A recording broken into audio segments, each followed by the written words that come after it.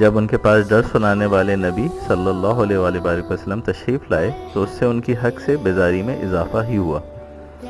انہوں نے زمین میں اپنے آپ کو سب سے بڑا سمجھنا اور بری چالیں اختیار کرنا شروع کیا، اور بری چالیں اسی چال چلنے والے کو ہی گھیر لیتی ہیں۔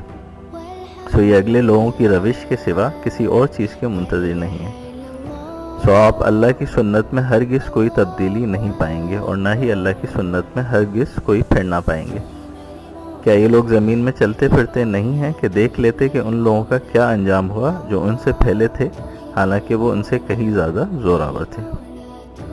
تو یہ اللہ سبحانہ و تعالیٰ کی ناقابل تغیر سنت ہے کہ بری چالیں چلنا، مکاریاں اور سازشیں کرنا تکبر کی نشانی ہے، اور جلد یا بدیر متکبر لوگ اپنی ہی چالوں کے دام میں خود پھنس جاتے ہیں، اور اسی گڑھے میں جا گرتے ہیں جو انہوں نے بڑی محنت اور مشکل سے دوسروں کے لیے تیار کیا ہوتا ہے۔